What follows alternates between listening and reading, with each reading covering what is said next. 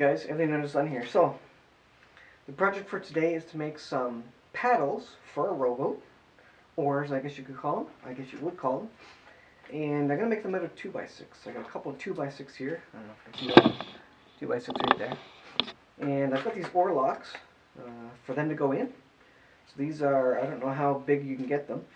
And the other part of the project is that I've got a new skill saw blade, 5 1/4, 7 1/4 inch skill saw blade. I'm going to put on my Black & Decker cordless skill saw, and of course I'm going to use my conversion Makita battery, which I've done other videos about. So the first part is I'm going to get my blade on here, and sort of a little bit of a how-to, but I assume most of you know how to put blades on cordless saws. And then what we're going to do is we're going to trace out an oar pattern with paddle and arm and grip on the 2x6 here, and we'll go through that, and then I'll cut it with my skill saw. Hopefully my skill saw will get through this length. That's why, part of the reason why I got a new blade. The other part being that I haven't purchased a new blade for this thing since I got it. This is the original blade, and this thing is about 6 years old, this blade. So I don't think I've replaced it. So it's high time. So let's get to work, guys, and let's get to switching this.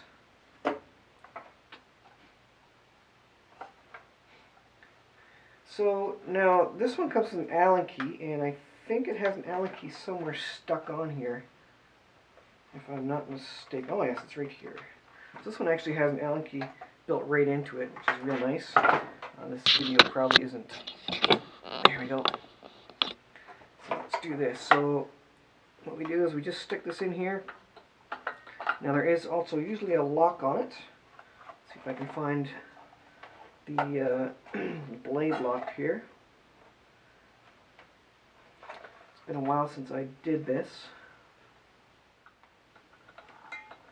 I don't see the blade lock, but anyways, well, all else fails. What you can do is you can just you can jam there's a hole here, and you can jam a screwdriver in there or something. I'm just going to use my little tripod here, jam it in there, and that will prevent the blade from turning. Now I forget if this is a left or a right hand thread. We're going to find it real soon here. Oh, this thing's not working, it's just bending.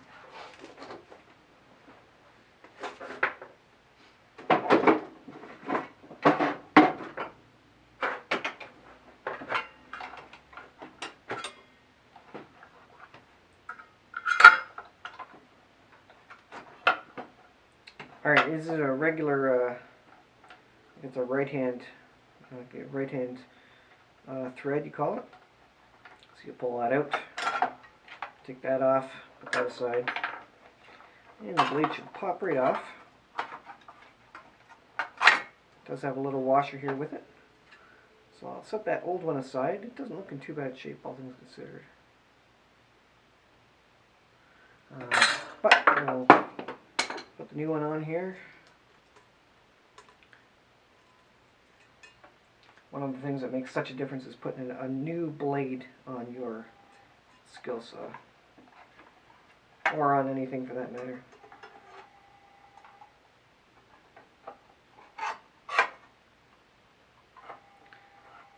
And my first mistake,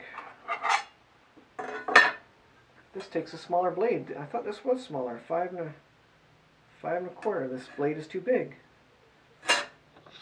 Oh, that's a silly mistake. First thing is get the right size skill saw blade. So I have to go to the store and get the right. I thought this was a 5 inch. I think it's a 5 1/4 or something, or 5 7/8 versus a 7 1/4. But I was told by the guy that this is a standard size for cordless skill saws. I guess he was wrong. So we'll get to that, and we'll continue the video. Alright, I decided to put the original blade back in. That's not going to help. Let's just proceed with this thing here. This blade I think should work anyways. I've got a tiny 1500 milliamp hour Makita battery. Let's see if it can actually get through a whole 2x6, let alone two 2x6s. So I'll put the battery case on it, where my battery case went, and you haven't seen yet, here's my battery case that I converted from a Black & Decker 18 volt battery pack, and I got one of these little slide-on connectors for the Makita and glued it in place and soldered it up, and this is my new battery pack for my skill saw. So that works pretty well. So what I'll do now is I'll get my pencil, put the other side, and I'll actually start tracing out the boards here. And so I'm gonna actually draw out the paddle, because basically I need to make a paddle that is about 2 inches, inch and a half wide, all the way down here. So I'll draw a pencil line, and then at the end I'll draw a paddle-like shape, and I'll show you what I have. And the purpose being, these need to fit around the shaft of the paddle, obviously, once I get it cut out. Now I'm going to cut it a little bit bigger than normal, and then I'll probably sand it down to size, so I keep maximum strength there. So this is going to be really crude here. I'm going to start with a paddle. Let's just turn this a little bit. I'm going to start with a paddle. I'm going to do an 18-inch. Well, I'll do a 20-inch long paddle here, just to give me a little bit extra room.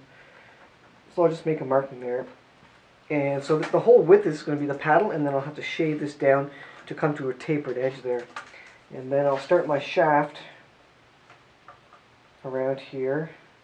6 inch, it's not true 6 inch, so I can't go 2 inches in from either side to get a 2-inch shaft. So I'll have to come in probably, let's say, let's look at 1.5. I'm going to make a mark for 1.5. 1.5 there. 1.5 here. And that's a little too wide. So I think I'm going to have to do 1 3/4. 1 3/4. And that gets me just about a 2-inch shaft. Just a little under a 2-inch shaft. I think that'll be a good size. So I'll make some markings down here, and then I'll just use the other one. I'll just use the other board to make my straight line. Cross with that one. Cross with that one.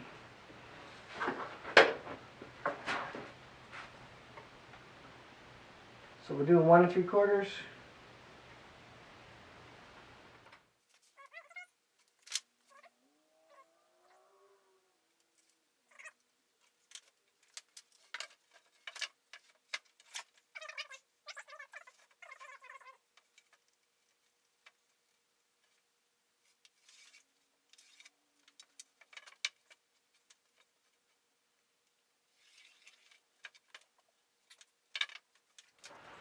And so what I'll do now is I'll do the same thing on the other side here. I'll mark out my paddle, get my lines, and then I'll get to cutting and see what I have at the end of it here.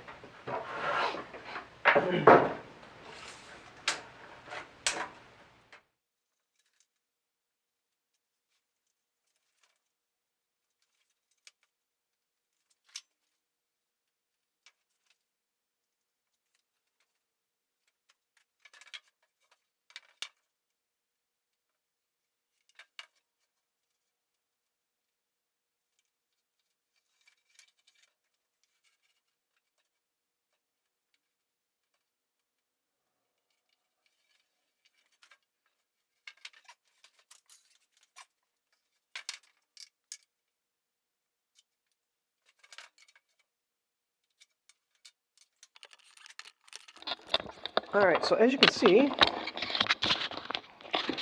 there, I've got lines here. This is going to be my paddle, this section here, and this is going to be my shaft. So I'm hoping this is a thick enough shaft. We're going to see how it goes. I don't know if that'll be strong enough at all. And maybe I might even taper this in a little bit, just for a little extra strength. I think I will do that. And then of course I just got the lines right up to the end there. So I'll go ahead and make my lines here, and then I'll get to actually cutting it with the skill saw.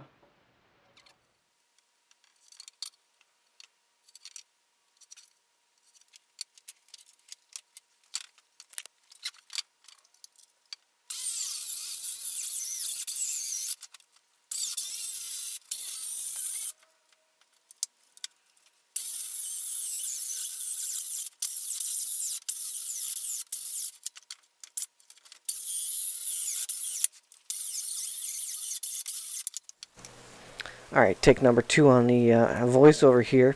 The first one didn't work. Anyways, I think I got it going. So what I did here was, at first I tried with my cordless and that wasn't working. So I went in and got my corded skill saw, SKIL brand saw, and that does it much more quickly. So I was able to zip it up with the help of my father-in-law here. It also saves a lot of dust that would otherwise go in the basement. And I should have done this the first time. This video is actually about 2 weeks after I started, maybe even 3 after I originally started. I just didn't have time, and it was a sunny day, or well, a warm day, so I went out. Here I'm using the jack plane just to kind of take the corners off it, and this worked well. I had the kids standing on the paddle of it just to keep it steady, and they had fun with all the sawdust that was coming off it. It worked well. I've got a lot of jack planing to do to really round it out. The oar locks don't really wrap around it very nicely. I used some mechanic wire to kind of strap them on for the immediate. I just want to see if they worked. It turns out the paddles were fairly strong after all is said and done, and it is softwood, and I will need to plane the paddle end down a bit to make it slimmer, but otherwise it seemed to work out well.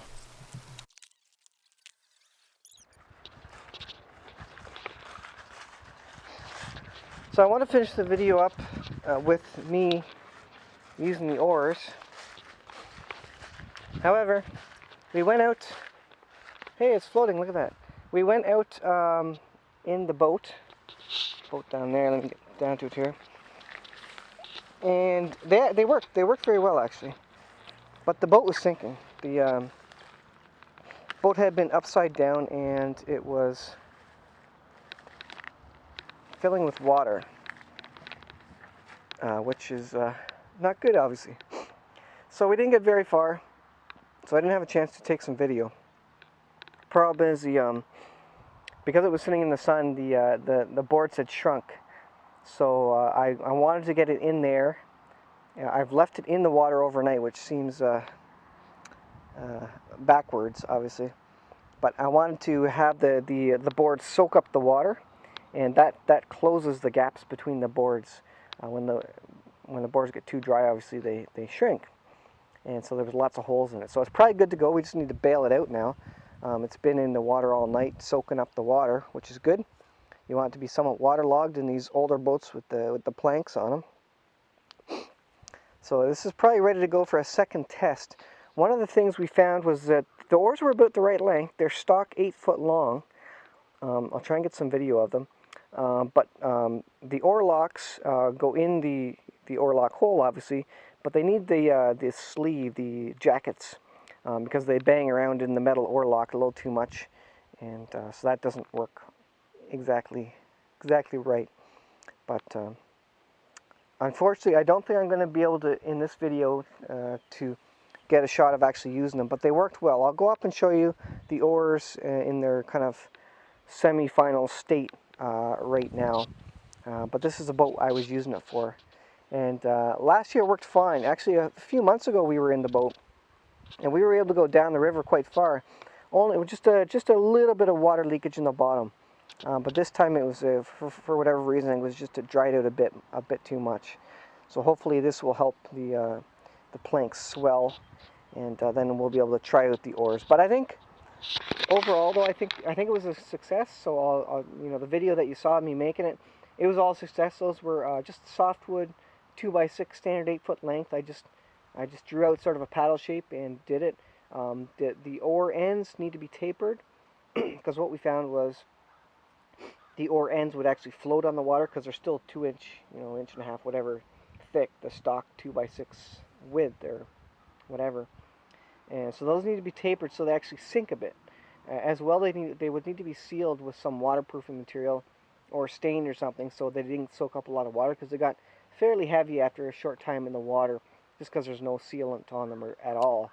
They're going to get a little bit waterlogged. You can't prevent that, but you want to prevent them from soaking up a boatload of water.